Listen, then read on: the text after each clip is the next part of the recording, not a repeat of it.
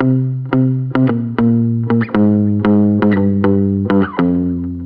everyone and welcome to Rhinofeed.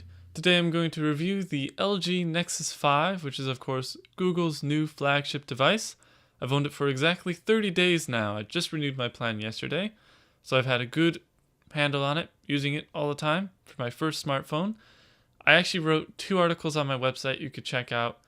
One months ago, why I didn't buy a smartphone, and then one just recently of why I bought a smartphone. So you should check those 2 out. I'm using T-Mobile's $30 prepaid plan that gives you 100 minutes, unlimited texting, and unlimited data.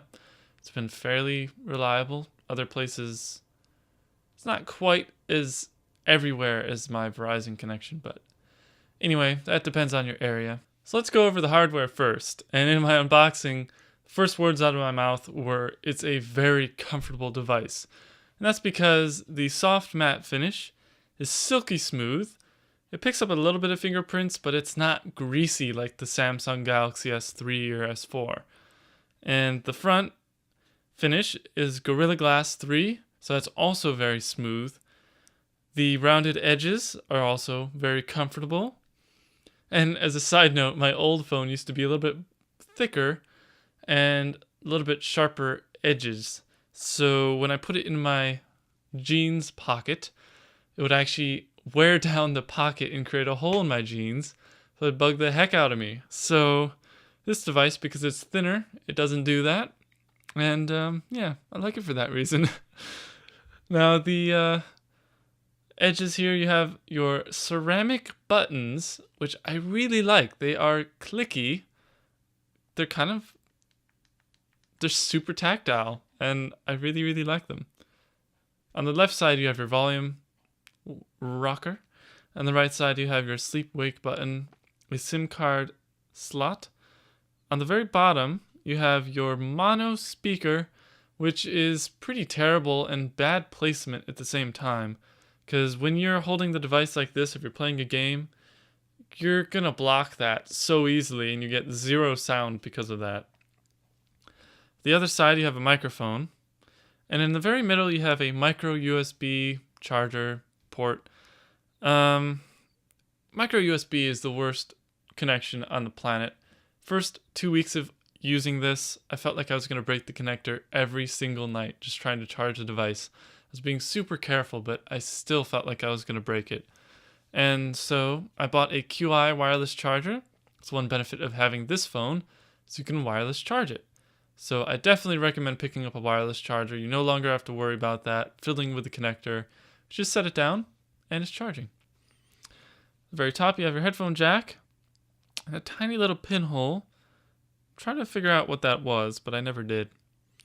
On the front, you have a 1.3 megapixel front-facing camera, your earpiece speaker, and then your 1080p 5-inch IPS display, which is fantastic, mind you. The contrast is excellent, color accuracy is excellent, and I really like it. It's not OLED, so you don't get those power savings if you're on the front screen here if you had a black background. Before I move on to the software, I want to mention one quirky thing I found with the hardware, and that's the way the display has a glow around the edge, especially when you're holding it at an angle or if you're displaying darker colors, you'll notice it. So yeah, I thought it was kind of funny. On the very bottom, you also have an RGB notification light. That's really cool. There's some apps that allow you to program that, so different notifications get different colors. That's pretty cool. I thought that was fun. On the back, you have your 8 megapixel camera with optical image stabilization.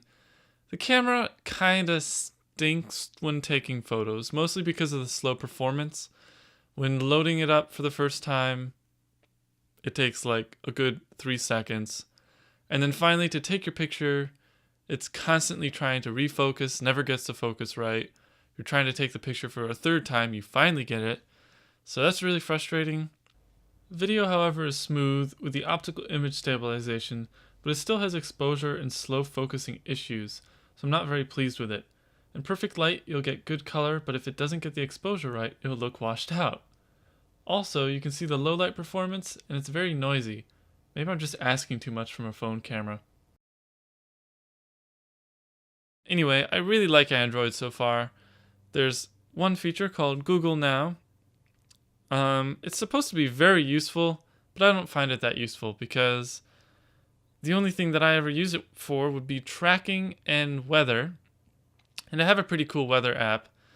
And the tracking notifications for UPS or USPS, they don't always come through. Like my emails will come through, but Google won't pick them up. So, and even when they do show up, you have to view the email in the end and click on the tracking link anyway. So it kind of makes it pointless. I was hoping to get, like, it's going to be dropped off today or in 3 days' time or whatever, but it doesn't get that detailed. Maybe I'm doing something wrong. But anyway, yeah, the most I ever use Google Now for is to say, "Okay, Google, wake me up at 7:30 a.m." It actually just worked. Anyway, see, it puts a smile on my face when it does work, because for some reason when technology actually works, it's like, wow, it's just unbelievable that it actually works. Anyway, I'm rambling. The app selection is actually pretty good on the Android ecosystem. I didn't find anything missing. One of the features I liked was the Google Wallet. So you can tap your phone and pay. I actually used it a couple times. Once at Walgreens, didn't work at all. And then once at 7-Eleven, which it worked perfectly. So there's a 50-50 chance that it'll work, I guess. I don't know. But anyway, I hope to someday replace my wallet with my phone. It'd be cool. Next up is the gaming performance, and so far it's been really good. I'm using Riptide GP2, which is a very taxing game, also a very addicting game, mind you, and pretty much very smooth gaming. Every now and again it will hiccup, but I think that's because it's throttling, because you can feel the phone actually heating up in your hands as you're playing a game. So I'm thinking the GPU throttles so it doesn't overheat, and therefore you get a little bit of lag every now and again. Although this is winter right now, so I wonder if in the summer you'll get even worse performance because of the heat. It's just a thought I just had now. Next up is the battery performance, and on this phone, it's not that great. Unfortunately, at the end of the day, I'm at about 30% battery life, and I don't even use it all that much. It's only 2.5 hours of screen on time at that point. I could get it to 10% battery life with 3.5 hours of screen on time if I had it at the lowest brightness and I'm just reading. But really, the battery is not that great. And while it does get it through the day for me, if I used any kind of mapping application, it'd be gone just like that. And I would need to plug it in my car. So, yeah, get a battery pack or something like that if you use your phone a lot, because you're going to be charging it twice a day, probably 3 times a day, especially if you're using maps.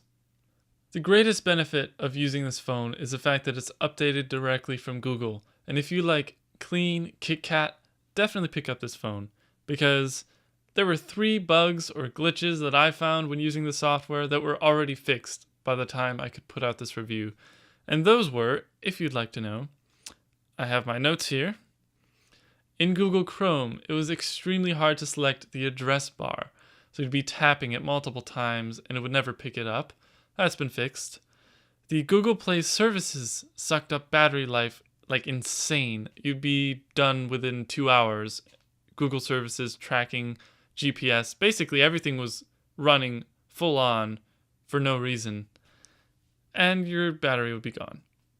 The slider toggles in the settings menu were actually buttons, so you couldn't slide them on or off. You'd have to tap them. Very unintuitive. Lastly, there's one I found that was just more of a display issue, and that was when you're reviewing an app, your keyboard hides the controls. And this happens in Android. Little funny things I find. I didn't write them all down, but this was one of the ones that I noticed. So to conclude my review, I really love the Nexus 5, and for the off-contract price of $349 for the 16GB model and $399 for the 32GB model, you really can't beat it unless you're going to be buying a phone on contract.